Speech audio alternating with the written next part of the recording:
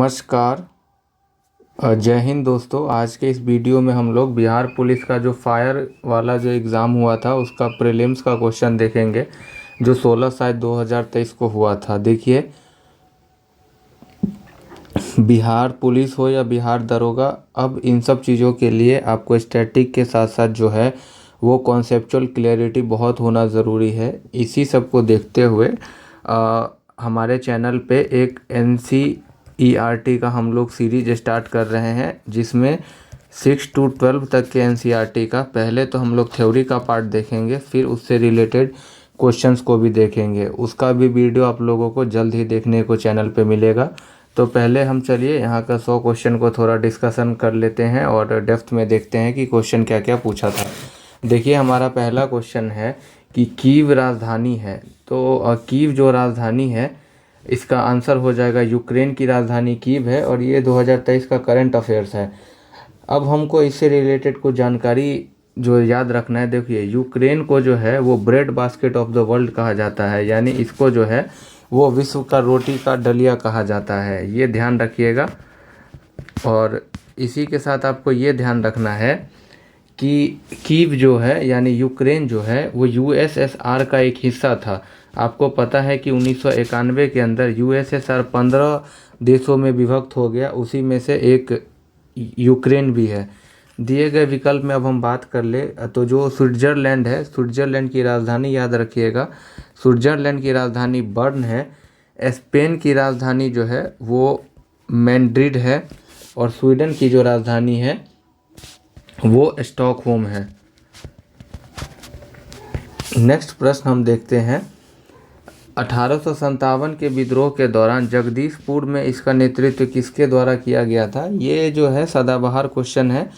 ये कुंवर सिंह के द्वारा किया गया था। 1857 का जो हम महान विद्रोह की बात करें तो इसमें आपको ये ध्यान रखना है कि इसकी जो शुरुआत है किस स्थान से और उसके नेता कौन थे। तो पहले देखिए, दिल्ली जो है, दिल्ली से जो थे वो बहादुर शाह जफ़र थे, लखनऊ से बेगम हजरत महल थी, कानपुर से नाना साहब, इलाहाबाद से लियाकत अली, झांसी से रानी लक्ष्मीबाई, और फतेहपुर से जो है वो अजीमुल्ला थे। यहाँ पे एक ऑप्शन दिया हुआ है अजीमुल्ला, तो जो अजीमुल्ला है ये जो है ये फतेहपुर से थे। ठीक है, तो इसका आंसर तो है जो हमारा हो जाएगा C नंबर का हमारा आंसर हो जाएगा। नेक्स्ट क्वेश्चन है क्वेश्चन नंबर तीसरा कि स्पष्ट आकाश नीला दिखाई देता है क्योंकि। देखिए, आकाश नीला हमको दिखाई देता है क्योंकि बैंगनी और नीला प्रकाश अन्य सभी प्रकाश रंगों में प्रकाश की तुलना में वायुमंडलीय द्वारा अधिक प्रकीर्णित होते हैं। इसीलिए जो है हम आकाश को हम लोग नीला देख पाते हैं। जिस रंग का, ये याद रखिएगा, जिसका जो तरंग, जिस रंग का जो है वो तरंग दैर्घ्य जितना कम होगा, जिस कलर का, उसका प्रकीर्णन जो है वो उतना ही अधिक होगा। ये ध्यान रखिएगा। ठीक है। चौथा नंबर प्रश्न है आपका कि हिमालयी भालू तथा विशाल पांडा किन जातियों के उदाहरण हैं? तो हिमालयी भालू और विशाल पांडा जो हैं ये दुर्लभ जातियां हो जाएगी। देखिए, हम अगर दुर्लभ जातियां की बात करें तो दुर्लभ जातियां वे जातियां होती हैं जो विश्व में कम हैं तथा ये कुछ विशेष क्षेत्रों में ही पाए जाते हैं। यहाँ पे एक ऑप्शन सुभेद्य है। देखिए, सुभेद्य जातियाँ वैसी जातियाँ होती है जो तेजी से जिनकी संख्या घट रही है। बात करें संकटग्रस्त जातियाँ की, संकटग्रस्त जातियाँ जो जल्दी ही विलुप्त हो जाएंगी, जैसे बगुला आदि। और विलुप्त जातियाँ की बात करें तो विलुप्त जातियाँ ऐसी जातियाँ को कहते हैं जो पृथ्वी से गायब हो चुकी है, जैसे डायनासोर। नेक्स्ट प्रश्न है हमारा 5वां नंबर कि भारत की सबसे बड़ी नमक पानी का झील कौन सा है? भारत का सबसे बड़ी नमक पानी का झील जो है वो चिल्का हो जाएगा, और ये उड़ीसा में है चिल्का। ठीक है, चिल्का झील की अगर हम बात करें तो ये भारत का जो है ये पहला रामसर साइट है, और इसको जो है 1981 के में इसको रामसर साइट का दर्जा दिया गया, और ये एशिया का सबसे बड़ा तथा विश्व का दूसरा सबसे बड़ा लेगून झील है। सर्वाधिक लवणता वाला झील की बात करें तो सांभर जो है राजस्थान का, वो सर्वाधिक लवणता वाला झील हो जाएगा। और जो यहाँ पे है पंचभद्रा और डिडवाना झील जो है, पंचभद्रा और डिडवाना झील भी जो है ये राजस्थान के अंदर आपको देखने को मिलेगा। अगला क्वेश्चन है, सोलर सेल बने होते हैं। सोलर सेल जो है ये अर्धचालक के बने होते हैं। सोलर सेल जो बने होते हैं ये अर्धचालक के बने होते हैं, ठीक है। 7वां नंबर प्रश्न है, द्वितीय विश्व युद्ध में धुरी राष्ट्रों में से कौन सा देश शामिल नहीं था। देखिए, द्वितीय विश्व युद्ध की अगर हम बात करें तो इसकी शुरुआत जो है ये 1939 से लेके 1945 तक द्वितीय विश्व युद्ध चला था। और इसमें दो गुट था, एक तो था धुरी राष्ट्र और दूसरा था मित्र राष्ट्र। धुरी राष्ट्र की बात करें तो अधूरी राष्ट्र में जो देश शामिल थे उसमें था आपका एक तो जापान था, एक आपका इटली था, एक आपका जर्मनी था। धुरी राष्ट्र में 3 आपको राष्ट्र याद रखना है, जर्मनी, जापान, इटली। और वहीं मित्र राष्ट्र की बात करें तो इसमें अमेरिका, रूस, ग्रेट ब्रिटेन और फ्रांस, उसमें 4 राष्ट्र थे। ये आपको ध्यान रखना है। और द्वितीय विश्व युद्ध की जो शुरुआत है वो जर्मनी द्वारा 1 सितंबर 1939 को पोलैंड पर आक्रमण करने के साथ ही इसकी शुरुआत हो गई थी। अगला प्रश्न है हमारा कि निम्नलिखित देशांतरों में से कौन सा भारतीय मानक समय के संदर्भ के रूप में माना जाता है। तो जो 82 डिग्री 30 मिनट पूर्वी देशांतरीय जो है ये भारत का मानक समय माना जाता है। और ये जो है ये भारत के जो जिन राज्यों से होकर गुजरता है उसका नाम है आपका, पहला हो जाएगा आपका यूपी, फिर हो जाएगा आपका एमपी, फिर हो जाएगा आपका छत्तीसगढ़, फिर हो जाएगा उड़ीसा और हो जाएगा आंध्र प्रदेश। यानी 5 राज्यों से होकर के जो है वो भारतीय मानक समय गुजरता है। और ये इलाहाबाद के नैनी के पास जो है एक दूसरे को काटता है। भारत की अगर हम 68 डिग्री 7 मिनट पूर्वी देशांतर की बात करें तो 68 डिग्री 7 मिनट पूर्वी देशांतर जो है ये भारत का सबसे जो है ये पश्चिमी देशांतर है। वहीं भारत का पूर्वोत्तर देशांतर जो है वो 97 डिग्री 25 मिनट पूर्वी देशांतर है। और भारत जो है वो GMT से 5.5 घंटा आगे है, ये ध्यान रखिएगा। और 0 डिग्री देशांतर को ही जो है वो प्रधान मध्याह्न रेखा बोला जाता है।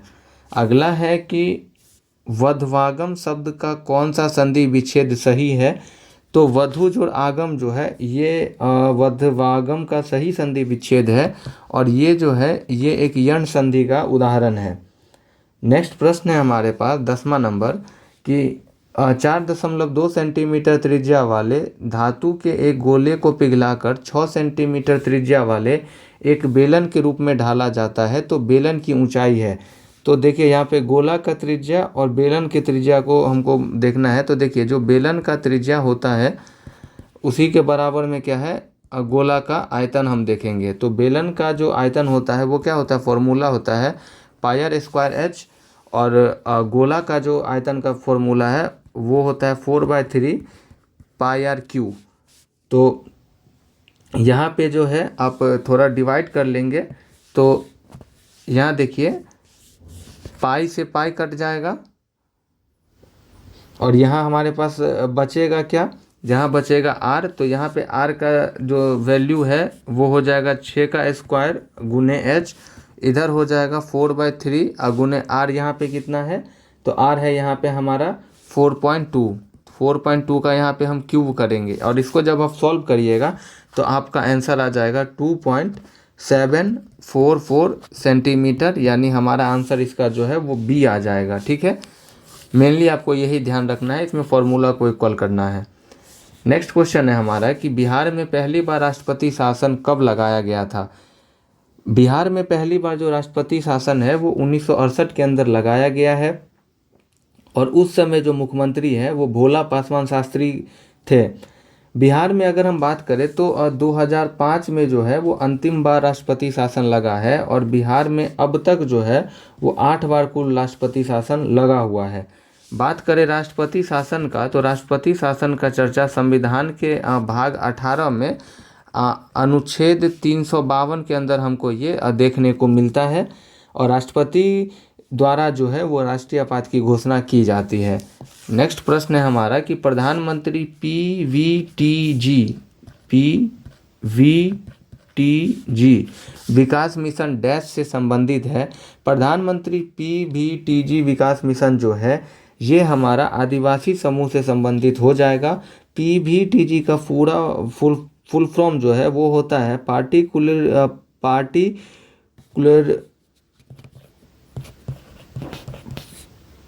पार्टिकुलरली वर्नरेबल ट्राइबल ग्रुप्स, ये हो जाएगा इसका फुल फॉर्म। नेक्स्ट हम देखते हैं 13 नंबर प्रश्न हमारा क्या है। 13 नंबर प्रश्न है कि भारतीय अंतरिक्ष नीति 2023 के अनुसार कौन सी संस्था अंतरिक्ष प्रौद्योगिकियों के अनुसंधान और विकास पर ध्यान केंद्रित करती है। तो ये काम जो है वो इसरो का हो जाएगा। ये उस समय का करंट अफेयर्स था, यहाँ हमको बस ध्यान देना है इसरो पे। तो देखिए इसरो की अगर हम बात करें तो इसकी स्थापना जो है वो 1958 में होती है। इसरो का जो स्थापना है वो आपको 1669 में हो जाएगा। इसरो का जो स्थापना है वो 1969 के अंदर हो जाएगा, और डीआरडीओ का स्थापना जो है वो हो जाएगा 1958 में। ये दो चीज़ आपको बस इसमें फैक्ट ध्यान रखना है कि डीआरडीओ का स्थापना 1958 में हुआ है और इसरो का स्थापना 1969 में हुआ है। अब बास्केटबॉल के मैदान को क्या कहते हैं? बास्केटबॉल के मैदान को जो है हम कोर्ट के नाम से जानते हैं। बास्केटबॉल के जो आविष्कारक हैं उनका नाम जेम्स नाइस्मिथ है, और ये अमेरिका में सबसे पहले इसको खेला गया था। 15 नंबर प्रश्न है राज्यसभा में कितने सदस्य मनोनीत किए जाते हैं? राज्यसभा में 12 सदस्यों का जो है वो मनोनयन होता है। बात करें अगर हम राज्यसभा का, तो कुछ फैक्ट हमको यहाँ से ध्यान रखना है कि संसद की जो आर्टिकल 79 में हमको संसद का चर्चा हमको मिलता है। राज्यसभा के बारे में जो है आर्टिकल 80 में वर्णित है, और राज्यसभा का जो सभापति होता है वो भारत का उपराष्ट्रपति होता है।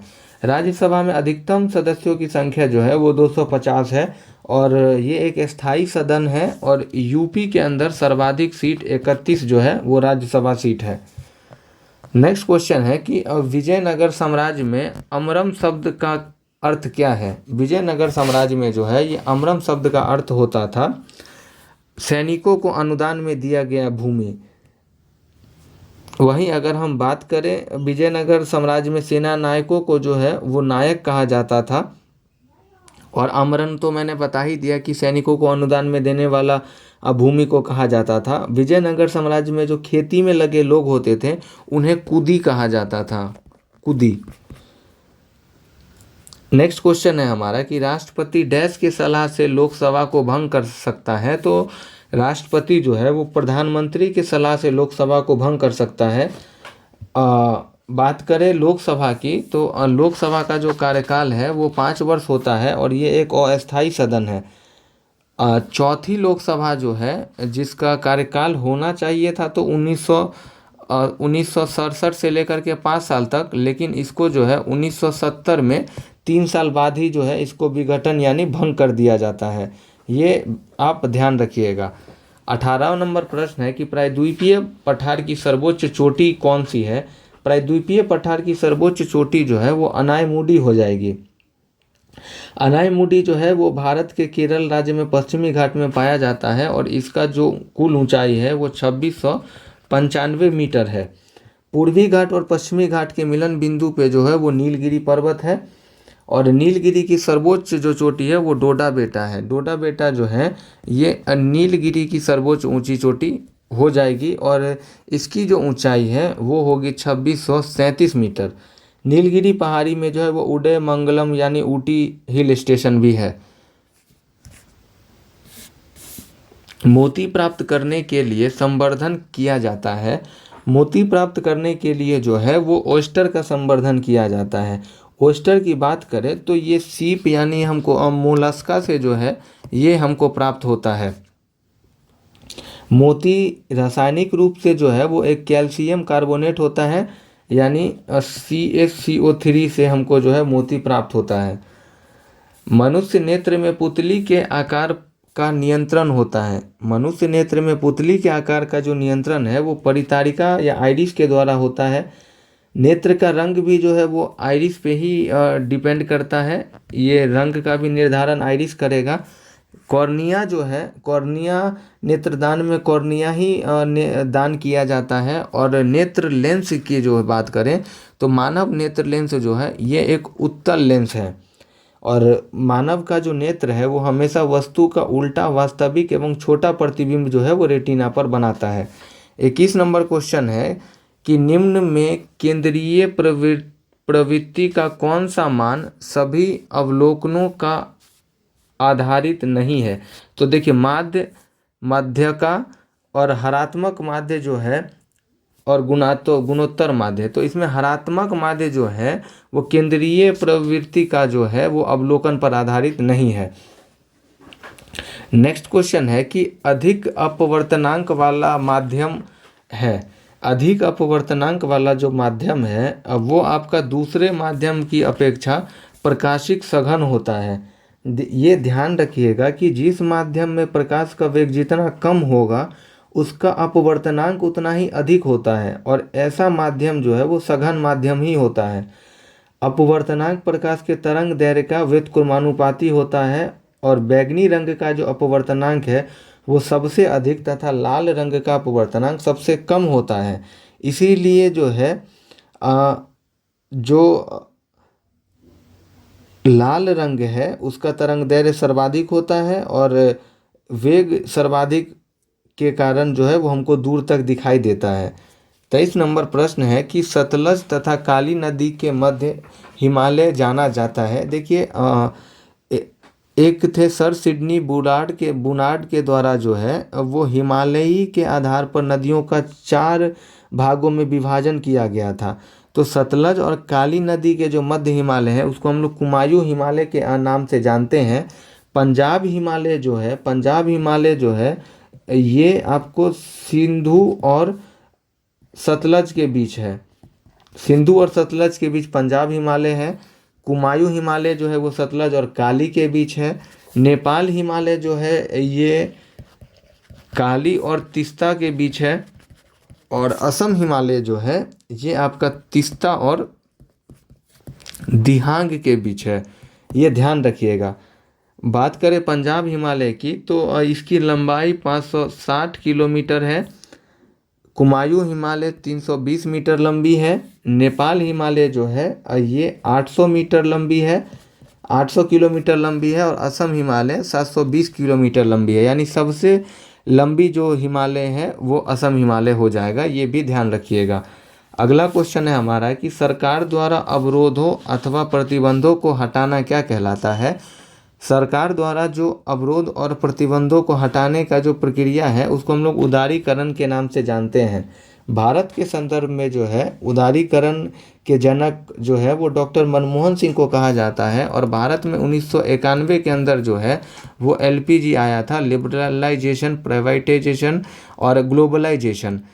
और उस समय जो एलपीजी कानून है ये लाया गया, और इसमें भारत को जो है अन्य देशों के लिए लिबरल बनाया गया, यानी कागजी कार्रवाई को कम किया गया। 25 नंबर प्रश्न यहाँ देखिए। 25 नंबर प्रश्न है कि सन 1809 ईस्वी में फारसी में गिफ्ट टू मोनोथिस्ट किसने लिखी थी। ये जो लिखा है उनका नाम राजा राम मोहन राय है। राजा राम मोहन राय की जो ये पुस्तक है गिफ्ट टू मोनोथिस्ट, इसका हिंदी में इसका मतलब होता है एकेश्वरवादियों को उपहार। राजा राम मोहन राय को जो है वो याद रखिएगा कि इनको आधुनिक भारत का निर्माता, भारतीय पुनर्जागरण का जनक भी कहा जाता है। राजा राम मोहन राय की कुछ अन्य रचनाएं भी हैं, जैसे फुतूहत उल मुआविदीन, वेदांत गाथा, the prestige of Jesus, Bengali व्याकरण आदि। दयानंद सरस्वती है अगला ऑप्शन है। तो दयानंद सरस्वती की बात करें तो दयानंद सरस्वती ने जो है वो आर्य समाज का स्थापना किया था। और दयानंद सरस्वती की कुछ रचनाएं जैसे सत्यार्थ प्रकाश, संसार विधि और यजुर्वेद भाष्य आदि केशव चंद्र सेन की अगर बात करें तो इनकी प्रमुख रचनाएं हैं द ब्रह्मो समाज, diary in England. Ishwar Chandra Vidyasagar की रचना है वर्ण परिचय, हिंदू विडो मैरिज इत्यादि। नेक्स्ट प्रश्न है कि पटना उच्च न्यायालय के वर्तमान में मुख्य न्यायाधीश कौन है। देखिए पटना उच्च न्यायालय उस समय का ये करेंट अफेयर्स है, तो ये अभी आपको ये कमेंट में बताना है कि 2026 में जो है वो अभी पटना उच्च न्यायालय के मुख्य न्यायाधीश कौन है। नेक्स्ट क्वेश्चन है कि हाल ही में बिपरजॉय खबरों में था, यह क्या है। तो बिपरजॉय जो है ये एक चक्रवात था, ये उस समय का करंट अफेयर्स है। नेक्स्ट हमारा प्रश्न है आपका कि निम्नलिखित में से कौन सा ताप विद्युत परियोजना महाराष्ट्र में स्थित नहीं है। देखिए दिए गए विकल्प में कहलगांव जो है ये बिहार के अंदर जो है वो भागलपुर में स्थित एक ताप विद्युत परियोजना है।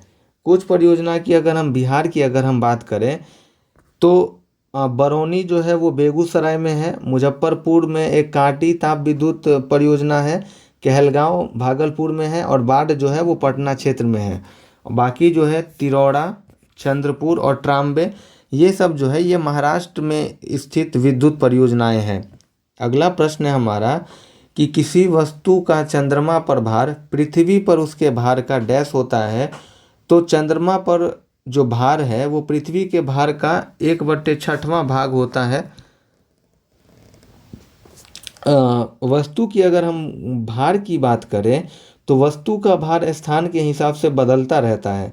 पृथ्वी के ऊपर जाने से भार घटता है, पृथ्वी के अंदर जाने से भार घटेगा। विषुवत रेखा पर से ध्रुव की ओर जाने पर जो है वो भार बढ़ता है, वहीं विषुवत वस्तु को ध्रुव से विषुवत रेखा की ओर ले जाएंगे तो वस्तु का भार घटेगा, ये ध्यान रखिएगा। अगला क्वेश्चन है कि पानी का क्वथनांक सेल्सियस में होता है।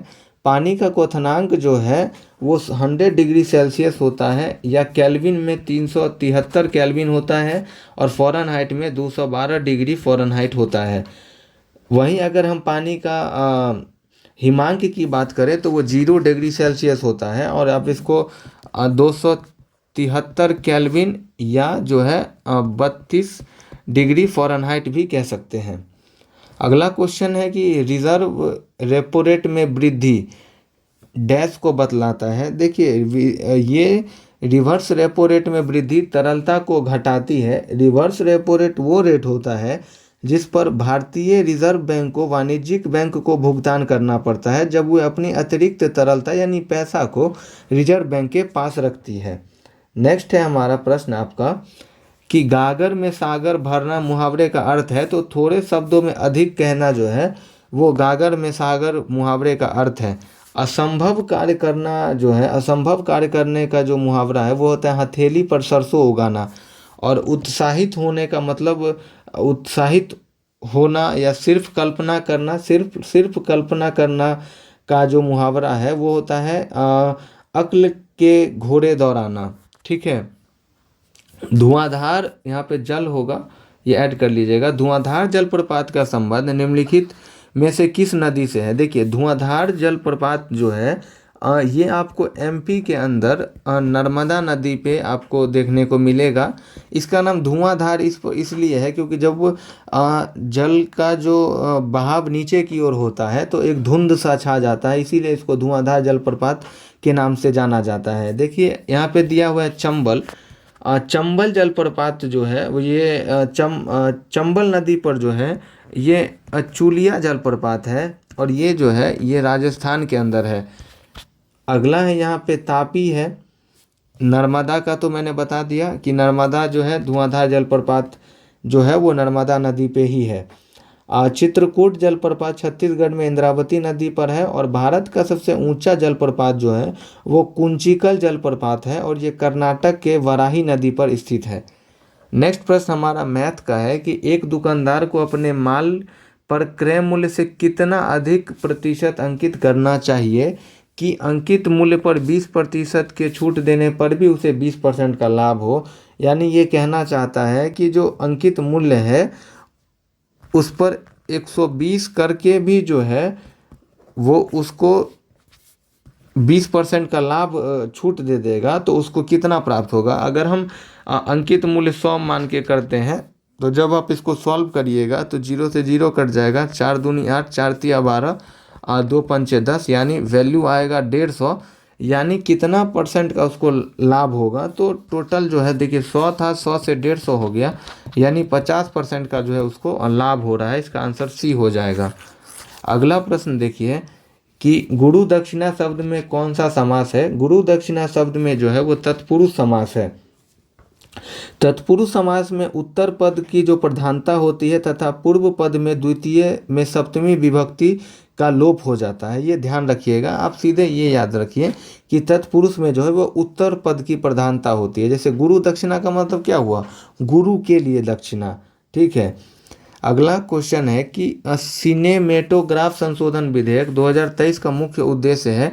ये भी 2023 का जो है ये करंट अफेयर्स था, और इसका जो मुख्य उद्देश्य था वो था पायरेट फिल्म कंटेंट को रोकना, वो आयु अनुसार रेटिंग सुनिश्चित करना। इसका आंसर सी हो जाएगा। 36 नंबर हो गया हमारा। यहाँ 37 नंबर प्रश्न कह रहा है कि निम्न में से किसका उपयोग कांच पर लिखने के लिए किया जाता है। कांच पर लिखने के लिए जो है वो हाइड्रोजन फ्लोराइड का उपयोग किया जाता है। कांच को काटने के लिए हम हाइड्रोजन फ्लोराइड का ही उपयोग करते हैं, और हीरा का भी हम उपयोग करते हैं शीशा को काटने के लिए, कांच को काटने के लिए। नेक्स्ट हमारा क्वेश्चन है, यहाँ पे एक है ऑप्शन देख लेते हैं। ग्रेफाइट जो है, ग्रेफाइट कार्बन का है एक अपरूप है, और सिलिकॉन जो है, सिलिकॉन की परमाणु संख्या 14 हो जाएगा, और ये एक अर्धचालक की भांति जो है ये कार्य करता है। नेक्स्ट प्रश्न है कि 1915 में भारत लौटने के बाद गांधी जी ने डैश की तरह कपड़े पहनने का निर्णय लिया। तो काठियावाड़ी किसान के तरह जो है गांधी जी ने कपड़े पहनने का निर्णय लिया। गांधी जी जो है वो 9 जनवरी 1915 को भारत लौटे थे, इसीलिए 9 जनवरी को हम लोग जो है वो प्रवासी भारतीय दिवस प्रत्येक वर्ष मनाते हैं। 1915 को जो है वो भारत में गांधी जी मुंबई में अपोलो बंदरगाह पर उतरे थे। ये याद रखिएगा, कहाँ पे उतरे थे, तो वो बंदरगाह का नाम था अपोलो बंदरगाह। क्योंकि आजकल प्रश्नों को डिफ़िकल्ट करने के लिए आपको हर एक चीज़ को ध्यान रखना है, इसीलिए क्वेश्चन बनाने से ज़्यादा आप डिस्कशन पे ध्यान दीजिए। अगला प्रश्न है कि मध्यकाल में सामंत को उसका लॉर्ड जो ज़मीन देता था वो डैश कहलाता था। तो वो ज़मीन जो है वो मेनर के नाम से जाना जाता था। यहाँ पे है फीक। फीक जो है ये एक जागीर होता था जिसे लॉर्ड नाइट को भूमि के एक भाग के रूप में देता था। नेक्स्ट हमारा क्वेश्चन है कि निम्न में से कौन सा मिश्रण नहीं है। ठीक है, आश्रित जल जो है वो एक मिश्रण नहीं है। आश्रित जल जो है ये एक यौगिक है। बाकी वायु, दूध मिश्रित पेय और आयोडीकृत नमक जो है ये मिश्रण का उदाहरण है। आश्रित जल जो है वो हो जाएगा आपका H2O, और इसमें हाइड्रोजन और ऑक्सीजन का जो रेशियो है वो 2:1 हमको देखने को मिलता है। वायु की अगर हम बात करें तो वायु जो है ये एक असमांगी मिश्रण का जो है वो एग्जाम्पल होगा, और दूध जो है, दूध एक विषमांगी मिश्रण का एग्जाम्पल है। 41 नंबर प्रश्न है कि एक देश में एक विशेष वर्ष के दौरान उत्पादित सभी अंतिम वस्तुओं व सेवाओं के कुल मूल्य को क्या कहते हैं। देखिए, जब भी अंतिम शब्द लिख गया तो वो जीडीपी को इंडिकेट करता है, यानी ग्रॉस डोमेस्टिक प्रोडक्ट, यानी सकल घरेलू उत्पाद इसका आंसर हो जाएगा। देखिए, जीडीपी का मतलब ही होता है कि एक देश के एक विशेष वर्ष के दौरान उत्पादित सभी अंतिम वस्तुओं व सेवाओं का कुल मूल्य को जो है हम लोग सकल घरेलू उत्पाद जो है वो कहते हैं। नेक्स्ट क्वेश्चन है कि प्रथम विश्व युद्ध का तत्कालीन कारण क्या था। देखिए, प्रथम विश्व युद्ध का जो समय है ये आपका 1914 से लेकर के 1919 तक हो जाएगा। सॉरी, ये 4 साल चला था। 1914 से ये प्रथम विश्व युद्ध जो है ये 1914 से लेकर के 1918 तक चला था। 4 साल टोटल चला था, और इसमें जो है ये टोटल 37 देशों ने भाग लिया था। प्रथम विश्व युद्ध की अगर बात करें तो ये दो खेमों में था, मित्र राष्ट्र एवं धुरी राष्ट्र। और ऑस्ट्रिया के राजकुमार फर्डिनेंड की हत्या जो है इसकी तात्कालिक कारण थी। तो इसका आंसर आपका डी हो जाएगा। नेक्स्ट आपका क्वेश्चन है कि नवनिर्वाचित लोकसभा के तत्कालीन अध्यक्ष, जिसको हम लोग प्रोटेम स्पीकर कहते हैं, किसे चुना जाता है? तो प्रोटेम स्पीकर जो है वो लोकसभा के वरिष्ठतम सदस्य को चुना जाता है। कौन सा देश G20 का सदस्य नहीं है? तो देखिए G20 में जो है टोटल ये 20 शक्तिशाली देशों का एक समूह है, और इसमें जो है ये आपका बांग्लादेश G20 का सदस्य नहीं है। G20 की अगर हम बात करें तो इसका गठन जो है वो 1999 के अंदर किया गया था, और अर्जेंटीना, ब्राज़ील, अमेरिका, कनाडा, चीन, ऐसे ऐसे टोटल 20 देश इसमें है। नेक्स्ट आपका प्रश्न है कि निम्न में से कौन सा पादप युग्म उभयलिंगी पुष्प होते हैं? तो यहाँ पे जो है ये आपका गुड़हल और सरसों जो है ये उभयलिंगी पुष्प है। उभयलिंगी पुष्प उस पुष्प को कहते हैं, या उभयलिंगी उसको कहा जाता है जब कोई भी जीव नर और मादा दोनों प्रजनन अंगों का उत्पादन कर सकता है, उसको हम उभयलिंगी कहते हैं। नेक्स्ट आपका टोक्यो ओलंपिक में सुमित नागल ने डैश में भारत का प्रतिनिधित्व किया था। तो ये टेनिस में जो है सुमित नागल ने टोक्यो ओलंपिक में जो है वो भारत का प्रतिनिधित्व किया था। आपको ये याद रखना है कि जो 34वां ग्रीष्मकालीन ओलंपिक है ये 2028 में जो है ये USA के लॉस एंजलिस में जो है वो होगा, ये ध्यान रखिएगा। नेक्स्ट प्रश्न है कि भौगोलिक अनुसंधान में किस देश ने यूरोप का नेतृत्व प्रदान किया? भौगोलिक अनुसंधान में जो है ये पुर्तगाल ने यूरोप को नेतृत्व प्रदान किया। पुर्तगाल की अगर बात करें तो 1498 के अंदर जो है वो वास्को डी गामा के द्वारा भारत के लिए समुद्री मार्ग की खोज की गई। 1519 से लेकर के 1522 तक जो है वो एक व्यक्ति हुए मैगलेगन, जिन्होंने दुनिया की यात्रा उन्होंने की थी। जापान के खोजकर्ता के जो नाम है उनका नाम सेंट फ्रांसिस जोबियर है, यानी जो जोबियर है, जोबियर ने जो है ये जापान की खोज की थी। ऐसे आपको जॉ याद रखना, जॉ से जोबियर, जॉ से जापान।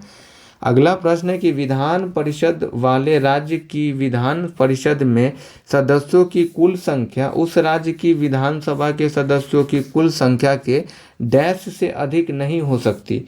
तो 1/3 से जो है वो अधिक नहीं हो सकती। विधानसभा की अगर बात करें, विधान परिषद की जो चर्चा है वो आपको आर्टिकल 169 के अंदर देखने को मिल जाएगा, और आर्टिकल 171 में जो है ये विधान परिषद की संरचना की बात की गई है। भारत में टोटल 6 राज्यों में जो है वो विधान परिषद है, यूपी, कर्नाटक, महाराष्ट्र, आंध्र प्रदेश, तेलंगाना और बिहार में। क्वेश्चन नंबर 49 हमारा यहाँ पे है। 49 नंबर प्रश्न है कि जी का मान कितना होता है? जी का जो मान है वो आपका 6.67 इंटू 10⁻⁻11 nm² kg² होता है, यानी न्यूटन मीटर स्क्वायर kg² का पावर -2 होता है। जी का जो खोज है ये न्यूटन के द्वारा किया गया था, और जी का मान की अगर बात करें तो इसका जो मान है वो हेनरी कैवेंडिश के द्वारा दिया गया था। ठीक है। गुरुत्वाकर्षण जो है इसके कुछ महत्वपूर्ण तथ्यों को आप जान लें कि वस्तुओं के द्रव्यमान के गुणनफल के जो है वो समानुपाती होता है गुरुत्वाकर्षण बल, और गुरुत्वाकर्षण बल जो है वो प्रकृति में सबसे कमज़ोर बल है, ये भी आपको ध्यान रखना है। 50 नंबर प्रश्न है हमारा कि डेमोस शब्द का तात्पर्य है। देखिए डेमोस शब्द का जो तात्पर्य है वो जनता से हो जाएगा, और डेमोक्रेसी की अगर बात करें तो डेमोक्रेसी 2 शब्दों से बना है, जिसमें एक तो हो जाएगा आपको डेमोस और दूसरा हो जाएगा आपका क्रेटिया। डेमोस का अर्थ जनता हो गया, और क्रेटिया का जो अर्थ है वो हो जाएगा शासन से, यानी डेमोक्रेसी का अर्थ होता है जनता का जो शासन है वो जनता के लिए होना चाहिए। नेक्स्ट करंट अफेयर्स पूछा गया था 2023 में प्रमुख फसल बीमा योजना प्रधानमंत्री फसल बीमा योजना ने कितने वर्ष पूर्ण कर लिए हैं। देखिए, प्रधानमंत्री फसल बीमा योजना की जो शुरुआत है वो 2016 के अंदर किया गया था और 23 में पूछा गया है, यानी 16 से 23 में कितना साल होगा, टोटल 7 साल। तो इसका आंसर जो है आपका सी हो जाएगा। नेक्स्ट क्वेश्चन है कि बक्सा टाइगर रिजर्व किस राज्य में यानी डैश राज्य में स्थित है। बक्सा टाइगर रिजर्व जो है वो पश्चिम बंगाल में आपको देखने को मिल जाएगा। पश्चिम बंगाल में कुछ राष्ट्रीय उद्यान का नाम याद रखिएगा, जिसमें आपका एक है आपका सुंदरवन, दूसरा आपका होगा गोरुमारा, तीसरा होगा आपका जल्दापारा, चौथा आप ध्यान रखिएगा, चौथा हो जाएगा आपका बुक्सा या बक्सा, कुछ भी कह सकते हैं दोनों में से, और एक होगा आपका नियारी। ये सब जो टाइगर रिजर्व है सुंदरबन, गोरुमारा, जल्दापारा, बुक्सा और नियारी जो है ये पश्चिम बंगाल का टाइगर रिजर्व है। भारत का सबसे बड़ा बाघ अभयारण्य जो है वो आप याद रखिएगा, वो श्रीशैलम टाइगर रिजर्व है।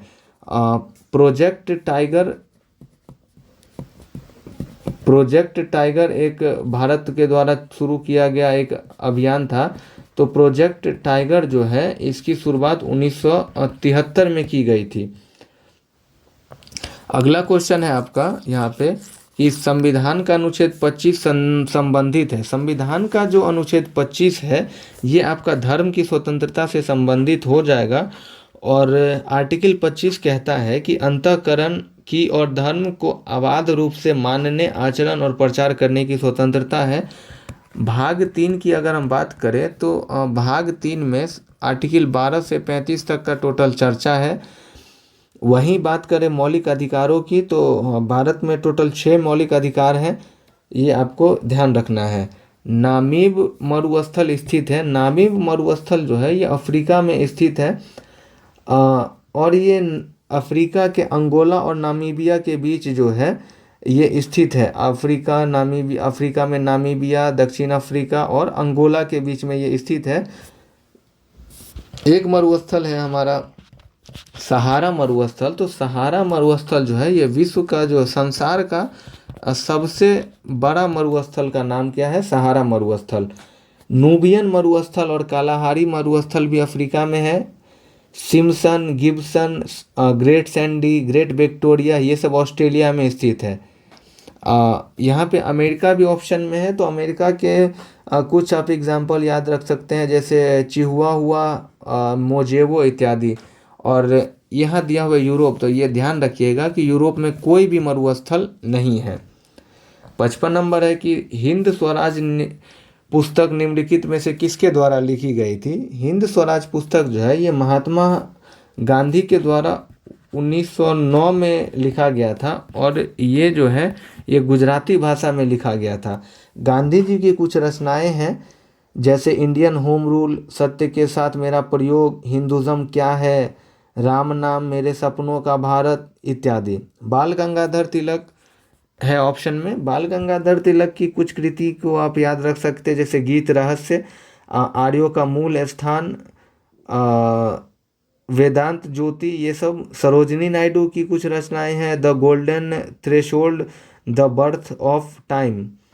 डॉक्टर राजेंद्र प्रसाद की एक दो रचनाएं याद रखिएगा जो काफ़ी पूछा जाता है, जैसे इंडिया डिवाइडेंट, सत्याग्रह इन चंपारण और बापू के कदमों में, ये भी डॉक्टर राजेंद्र प्रसाद की रचनाएं हैं। 56 नंबर प्रश्न है हमारा कि वर्तमान में केंद्रीय सतर्कता आयुक्त कौन है। तो ये 2023 में पूछा गया था। तो उस समय जो है PK श्रीवास्तव थे। भारत में जो प्रथम केंद्रीय सतर्कता आयुक्त हैं उनका नाम श्रीनिवास राव था। ठीक है। अगला प्रश्न है कि संसद के दोनों सदनों की संयुक्त बैठक के लिए गणपूर्ति चाहिए। तो दोनों सदनों की कुल सदस्य संख्या का 1/10 को गणपूर्ति कहा जाता है और इसका जो चर्चा है वो हमको आर्टिकल 100 के अंदर देखने को मिलता है। अगला क्वेश्चन है, इसको आप ऐसे भी देख सकते हैं, 1 मिनट में होल्ड करूंगा। 1/10 है दोनों सदनों के कुल सदस्यों की संख्या। यानी लोकसभा और राज्यसभा को मिला करके, तो दोनों सदनों की कुल सदस्यों की संख्या का 1/10 होना चाहिए। यानी अगर आप देखिएगा तो 545 का 1/10 करिएगा तो लगभग जो है वो 55 होगा आपका।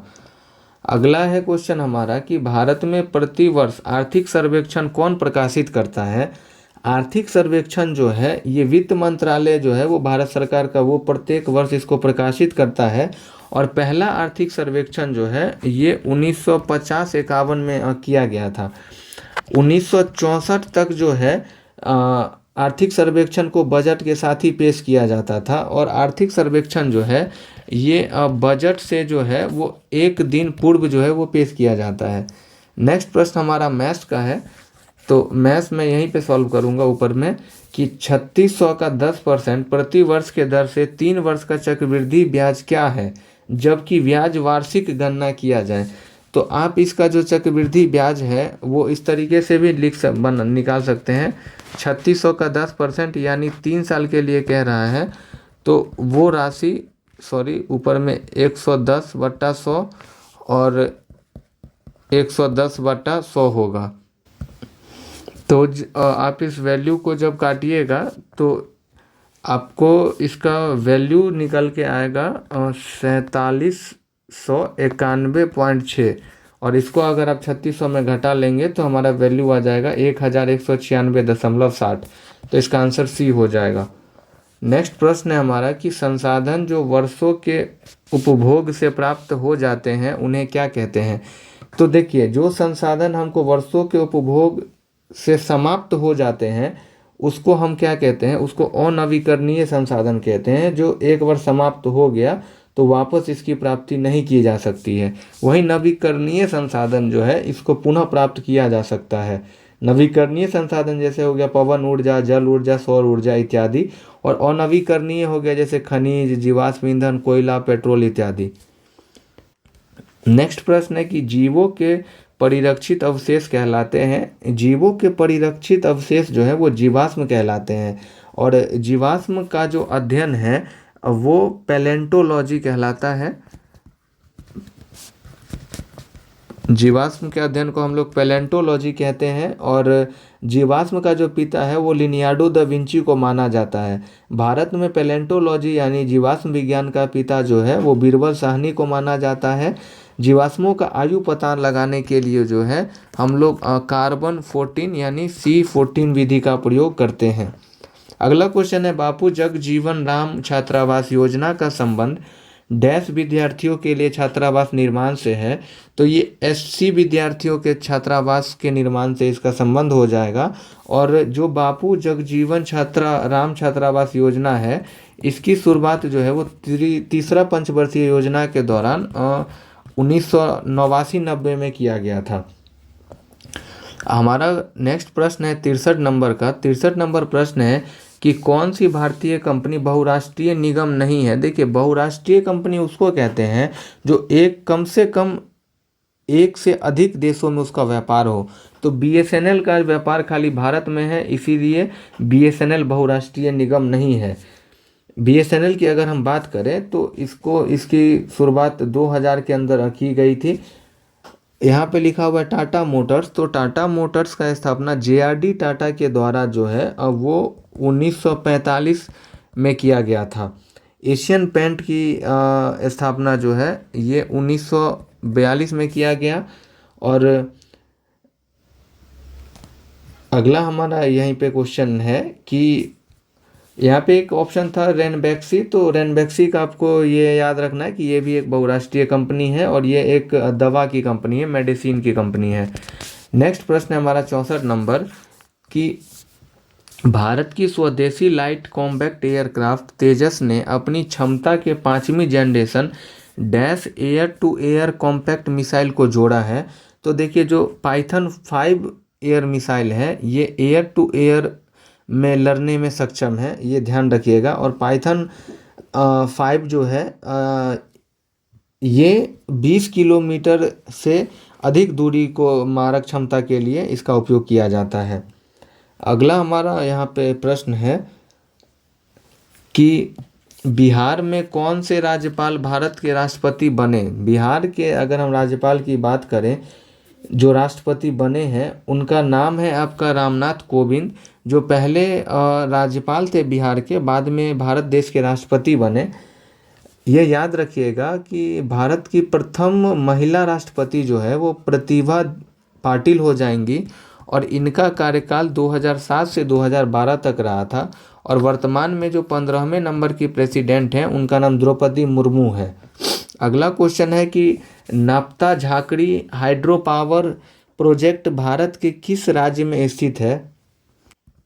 Nathpa Jhakri hydro power project जो है ये भारत के हिमाचल प्रदेश में आपको देखने को मिलेगा, और ये हिमाचल प्रदेश में सतलज नदी पर जो है ये नाथपा झाकड़ी पावर प्रोजेक्ट है। भाखरा नांगल परियोजना की बात करें तो भाखरा नांगल परियोजना भी हिमाचल प्रदेश में सतलज नदी पर है। और भारत का सबसे ऊंचा बांध टिहरी बांध है, जो भागीरथी और भिलंगना नदी के संगम पर उत्तराखंड में स्थित है। भारत का पहला जल विद्युत संयंत्र जो है इसकी स्थापना 1897 के अंदर दार्जिलिंग के निकट सिंदरापुंग में किया गया था। और दामोदर घाटी जो है वो स्वतंत्र भारत की प्रथम बहुउद्देशीय परियोजना है, और दामोदर घाटी का जो शुरुआत है वो 1948 में किया गया था। नेक्स्ट क्वेश्चन है कि चमगादड़ तथा पक्षी के पंख हैं। देखिए, चमगादड़ तथा पक्षी के जो पंख हैं वो समवृत्ति अंग के एग्जाम्पल हो जाएंगे। देखिए, समवृत्ति अंग के कुछ गुण होते हैं जिनका कार्य में समानता होता है तथा उत्पत्ति तथा मूल संरचना में आपको अंतर देखने को मिलेगा। अंग अलग अलग जीवधारियों में देखे जाते हैं। वहीं समजात अंग की बात करें तो समजात अंग के कुछ गुण होते हैं जिनकी संरचना तो समान होगी परंतु उसका कार्य भिन्न होगा। आंतरिक अंगों की संरचना समान प्रदर्शित करती है, जैसे मन और अवशेषी अंग वे अंग होते हैं जो प्राचीन काल में मनुष्य के लिए तो उपयोगी था लेकिन वर्तमान में इसका कोई उपयोग नहीं है, जैसे अपेंडिक्स हो गया और नरों में निपल्स हो गया, अक्कल डांट हो गया और पूंछ की हड्डी, ये सब जो है ये मनुष्य का एक अवशेषी अंग है। नेक्स्ट प्रश्न है आपका कि इंडियन नेशनल कांग्रेस के प्रथम अध्यक्ष कौन थे? आईएनसी का जो गठन है वो 1885 में किया गया था, और इसके प्रथम अध्यक्ष का नाम जो है वो WC बनर्जी या व्योमेश चंद्र बनर्जी हो जाएगा। इसका पहला अधिवेशन जो है ये बॉम्बे के गोकुलदास तेजपाल संस्कृत महाविद्यालय में किया गया था, और उसके अध्यक्ष WC बनर्जी रहे थे।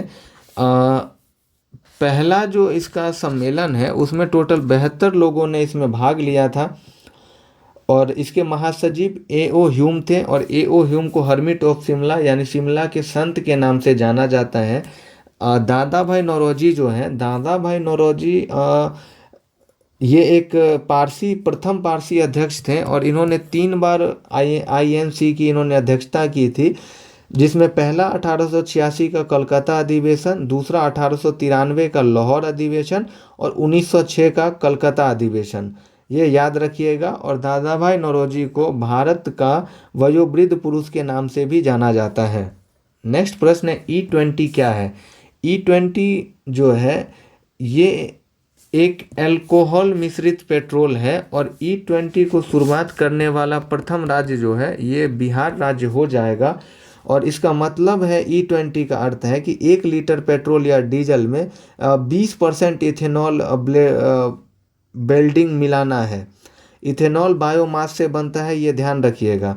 और इथेनॉल से ही एक मिलता जुलता एक शब्द है EBP। EBP का पूर्ण रूप होता है एथेनॉल ब्लेंडिंग प्रोग्राम। अगला प्रश्न हमारा 70 नंबर है कि डैश एक आवश्यक तत्व है जिसका उपयोग प्रोटीन के संश्लेषण में किया जाता है। देखिए, नाइट्रोजन एक आवश्यक तत्व है जिसका उपयोग जो है वो प्रोटीन के संश्लेषण में किया जाता है। प्रोटीन से संबंधित कुछ चीज़ों को आपको याद रखना है कि प्रोटीन के जो खोजकर्ता हैं उनका नाम मुल्डर है, और इसका नाम जो है प्रोटीन शब्द जो है वो बर्जीलियस ने दिया था। प्रोटीन की संरचना पॉलिंग के द्वारा दिया गया, और सबसे छोटी इकाई प्रोटीन की जो है वो अमीनो एसिड या अमीनो अम्ल है। एक प्रोटीन का निर्माण जो है वो 20 अमीनो अम्ल से मिलके बनता है। नेक्स्ट प्रश्न है, अंतर्राष्ट्रीय शांति दिवस कब मनाया जाता है? अंतर्राष्ट्रीय शांति दिवस जो है वो 21 सितंबर को प्रत्येक वर्ष मनाया जाता है और यूएन के द्वारा जो है 1981 से जो है प्रत्येक वर्ष 21 सितंबर को अंतर्राष्ट्रीय दिवस मनाया जा रहा है। 19 नवंबर को जो है हम लोग अंतर्राष्ट्रीय पुरुष दिवस मनाते हैं। 4 दिसंबर को प्रत्येक वर्ष भारतीय नौसेना दिवस और 23 अगस्त को राष्ट्रीय अंतरिक्ष दिवस मनाया जाता है। अगला प्रश्न है हमारा 72 नंबर की, बड़े स्क्रीन पर जेम्स बॉन्ड की भूमिका निभाने वाले प्रथम अभिनेता कौन थे? उनका नाम शॉन कॉनरी हो जाएगा और अब तक टोटल 7 लोगों ने जो है वो जेम्स बॉन्ड की भूमिका निभाया है। अगला क्वेश्चन है कि भारतीय संविधान का कौन सा अनुच्छेद सर्वोच्च न्यायालय के बारे में है? तो आर्टिकल 124 में जो है सर्वोच्च न्यायालय के बारे में हमको जानकारी मिलता है और इसका जो जानकारी है हमको आर्टिकल 124 से लेके आर्टिकल 147 तक देखने को मिलता है। और वर्तमान में सर्वोच्च न्यायालय में एक मुख्य न्यायाधीश के साथ 33 अन्य न्यायाधीश हैं। आर्टिकल 153 के अनुसार जो है वो राज्य के लिए एक राज्यपाल का प्रावधान है और वहीं आर्टिकल 213 में जो है वो राज्यपाल का अध्यादेश है और 123 में जो है वो प्रेसिडेंट यानी राष्ट्रपति का अध्यादेश का हमको जानकारी मिलता है। आईपीएल 2023 की विजेता टीम कौन सी है? तो ये भी 2023 का जो है ये हमारा करंट अफेयर्स था उस समय का। तो 2023 में जो आईपीएल टीम का जो विजेता टीम था वो सीएसके थी। नेक्स्ट क्वेश्चन है, गांधी जी ने सत्याग्रह आंदोलन किया, इसको हमको ट्रांसलेट करना है। तो गांधी जी ने सत्याग्रह आंदोलन किया, इसका ट्रांसलेशन हो जाएगा कि Gandhi ji started the Satyagraha movement. इसका आंसर बी हो जाएगा। इसमें याद रखिएगा कि देखिए मूवमेंट का मतलब आंदोलन होगा, रिबिलियन का मतलब विद्रोह होता है और रिवोल्यूशन का मतलब क्रांति होता है। 76 नंबर प्रश्न हमारा है कि भारत में राष्ट्रीय प्रतिदर्श सर्वेक्षण संगठन का क्या उत्तरदायित्व है? तो भारत के राष्ट्रीय प्रतिदर्श सर्वेक्षण संगठन का उत्तरदायित्व जो है वो विभिन्न क्षेत्रों में अखिल भारतीय स्तर पर बड़े पैमाने के सर्वेक्षण करने से इसका संबंध हो जाएगा। और इसको हम लोग NSSO के नाम से जानते हैं और NSSO की स्थापना जो है वो 1950 में की गई थी। अगला है कि भारत सरकार का प्रथम लॉ ऑफिसर कौन है? भारत सरकार का प्रथम लॉ ऑफिसर जो है वो अटॉर्नी जनरल होता है और अटॉर्नी जनरल का जो है आर्टिकल 76 में इसका हमको जानकारी मिलता है। इसको महान्यायवादी भी कहते हैं और महान्यायवादी की नियुक्ति राष्ट्रपति द्वारा होता है तथा ये भारत का सर्वोच्च विधि अधिकारी है। साथ के साथ ये राष्ट्रपति के परिषद पर्यंत जो है ये रहता है। नेक्स्ट क्वेश्चन है हमारा कि NVS-01 एक डैश है। तो NVS-01 जो है ये एक उपग्रह है और ये भी जो है ये 2023 का करंट अफेयर्स था। नेक्स्ट प्रश्न है कि बोसकियाना गुलजार पर एक हिंदी पुस्तक किसके द्वारा संकलित किया गया है? तो बोसकियाना गुलजार पर एक हिंदी पुस्तक जो है ये यशवंत व्यास की एक पुस्तक है। नेक्स्ट प्रश्न है आपका मैथ का कि 3100 के 6 अधिमूल्य पर 7.5% स्टॉक का मूल्य क्या होगा? तो आप इसको सॉल्व कर लीजिएगा। तो इसको जब 6% अधिमूल्य कह रहा है यानी ये हो जाएगा 106/100 गुना में 3100। 2 जीरो से 2 जीरो कट जाएगा। 106 गुने 31 करिएगा तो आपको आ जाएगा 3286 यानी आंसर सी इसका राइट आंसर हो जाएगा।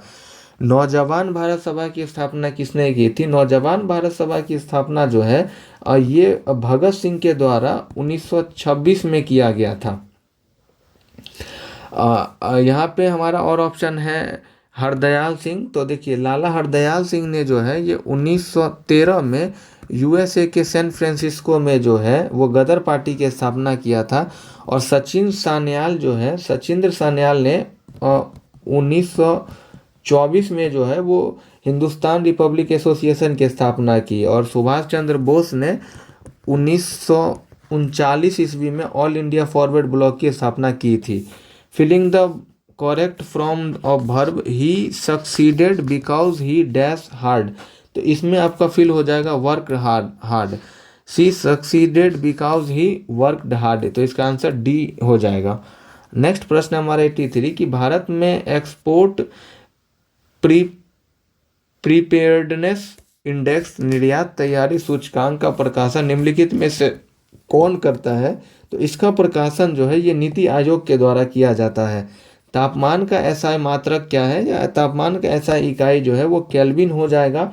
और केल्विन जो है ये इसके द्वारा हम तापमान को मापते हैं, और तापमान को थर्मामीटर द्वारा भी मापा जाता है। वहीं उच्च तापमान को हम पायरोमीटर के द्वारा मापते हैं, जैसे सूर्य का तापमान आदि हो गया। परम शून्य ताप जो है वो 0 डिग्री केल्विन या 273.15 डिग्री सेल्सियस होता है।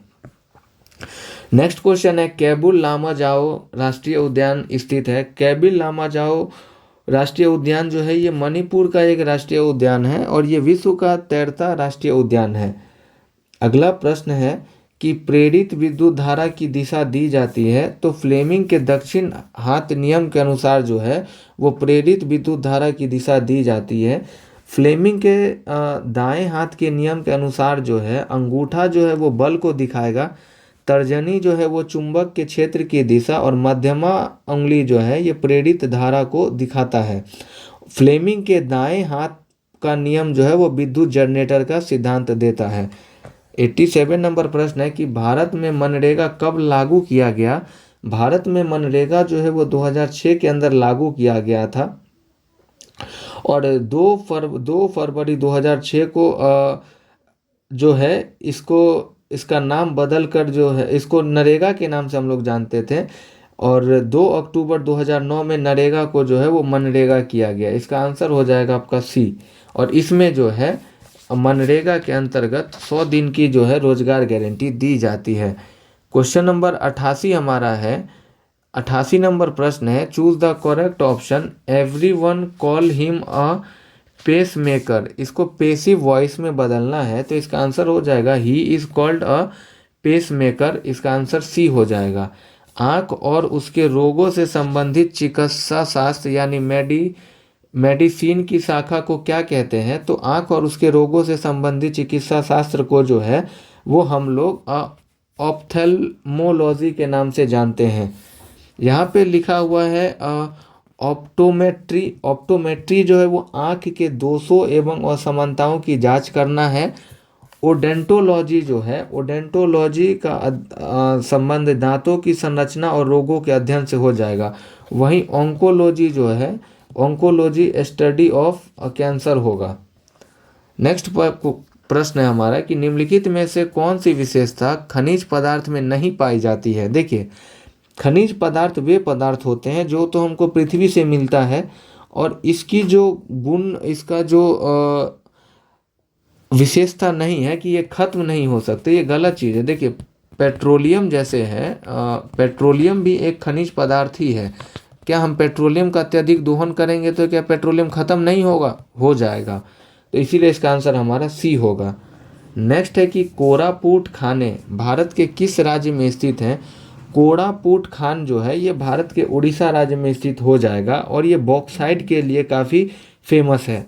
औरंगजेब की मृत्यु हुई थी, औरंगजेब की मृत्यु 1707 ईस्वी में हुई थी, अहमदनगर में हो गई थी। औरंगजेब को जो है हम जिंदा पीर और शाही दवरेज के नाम से भी जानते हैं, और इन्होंने 9वें सिख गुरु जो है गुरु तेग बहादुर इनकी हत्या कर दी थी। औरंगजेब ने जो है वो टोटल 2 बार अपना राज्याभिषेक करवाया था। एक तो करवाया था 1658 में, और दूसरा करवाया था 1659 के अंदर। इतना चीज़ आप औरंगजेब से ध्यान रखिएगा। 93 नंबर प्रश्न है हमारा कि निम्न मूल्यों में से सरकार फसलों के समर्थन में कौन से मूल्य की घोषणा करता है? तो उसका नाम है MSP, मिनिमम सपोर्ट प्राइस, यानी हो गया न्यूनतम समर्थन मूल्य। 94 नंबर प्रश्न है कि जल के अणुओं के अर्धपारगम्य झिल्ली द्वारा गति कहलाती है, तो वो परासरण कहलाती है। परासरण की प्रक्रिया जो है वो द्रव में प्रवाह उच्च सांद्रण से निम्न सांद्रण की ओर झिल्ली के माध्यम से होता है। और विसरण जो है, विसरण का नियम जो है वो ग्राहम के द्वारा दिया गया था, ये याद रखिएगा। अगला प्रश्न है कि अति सुंगो सेनेट को मार्ग है जहाँ नेकु सयानप बांक नहीं। पंक्ति में रेखांकित शब्द का अर्थ क्या है? अति सुगो सनेट को मार्ग है जहाँ नेकु साइनप बांक नहीं। इसका अर्थ जो है वो हो जाएगा तनिक भी चतुराई, इसका आंसर हो जाएगा। और इस पंक्ति के जो रचनाकार हैं, इस पंक्ति के रचनाकार घनानंद हैं। चूज द करेक्ट ऑप्शन है, तो यहाँ पे जो फिलिंग द ब्लैंक्स है उसमें फिलिंग द ब्लैंक में हमारा ऑप्शन बी पुट होगा कि had they left early they would have reached by now. Koilwar पुल डैश पर स्थित है, तो कोइलवर पुल जो है वो सोन नदी पर स्थित हो जाएगा। और ये पटना से आरा के बीच रेल सड़क और सड़क पुल है।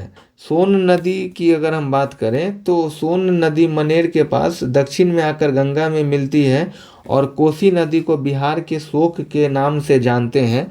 बागमती नदी की बात करें तो ये भारत यानी इंडिया और नेपाल के बीच में बहने वाली एक नदी है, और इसका दूसरा नाम जो है ये व्याघ्रमती के नाम से भी हम बागमती को जानते हैं। आईपीएल 2023 में रॉयल चैलेंजर बेंगलोर के कप्तान कौन थे? तो ये उस समय का करंट अफेयर्स है। उस समय में इसके कप्तान जो है वो फाफ डुप्लेसिस थे। अंतर्राष्ट्रीय जैव विविधता दिवस 2023 की थीम क्या थी? तो ये भी 2023 का करंट अफेयर्स है, और उसका थीम उस समय में था from agreement to action build bank biodiversity. और अंतर्राष्ट्रीय जैव विविधता दिवस जो है ये यूएन महासभा के द्वारा 1993 से प्रत्येक वर्ष मनाने का घोषणा किया गया था। और हमारा ये फायर पुलिस का जो है वो लास्ट क्वेश्चन है फायरमैन एग्ज़ाम का, कि धर्म चक्र परिवर्तन गौतम बुद्ध ने कहाँ से प्रारंभ किया था? तो गौतम बुद्ध ने धर्म चक्र परिवर्तन जो है वो सारनाथ में प्रारंभ किया था। धर्मचक्र परिवर्तन की बात करें तो बौद्ध द्वारा दिए गए प्रथम उपदेश को धर्मचक्र परिवर्तन के नाम से जानते हैं। गौतम बुद्ध ने जीवन का जो सर्वाधिक उपदेश है उन्होंने वो कौशल की राजधानी श्रावस्ती में दिया था। गौतम बुद्ध की बात करें तो इनका जन्म जो है वो 563 ईसा पूर्व में शाक्य कुल में कपिल वस्तु के निकट लुम्बिनी नेपाल में हुआ था, और इनके बचपन का नाम सिद्धार्थ था। बुद्ध द्वारा जो गृह त्याग की घटना है उसको महावीर निष्क्रमण के नाम से जानते हैं। और गौतम बुद्ध के मृत्यु को महापरिनिर्वाण तथा उनके मृत्यु के प्रतीक चिन्ह को हम लोग जो है वो स्तूप के नाम से जानते हैं, तो ये ध्यान रखिएगा। तो यहीं पे हमारा 100 प्रश्न समाप्त होता है। देखिए, आपको मैं बार बार कह रहा हूँ कि आप क्वेश्चन के आंसर देने के बाद उसके ऑप्शन का पोस्टमार्टम करिए, और इधर उधर के जो भी फैक्ट हैं उसको बारीकी से पढ़िए। और फिर मैं आपको एक बार रिपीट करा दूं कि एनसीईआरटी का जो है वो सार संग्रह वाला हम लोग उसका पूरा क्वेश्चन और उसका जो भी है 6 to 12 का जो है वो पूरा थ्योरी के साथ साथ इससे रिलेटेड सभी क्वेश्चन को 1 by 1 करेंगे। और इसमें जो है हम लोग पहले पॉलिटी और बायोलॉजी से इसकी शुरुआत करेंगे। तो मिलते हैं किसी नए वीडियो में, तब तक के लिए आपको इसमें कितना क्वेश्चन आता था वो आप लोग ज़रूर कमेंट करेंगे, और ऐसे ही पढ़ते रहिए, रिवीजन करिए। जय हिंद।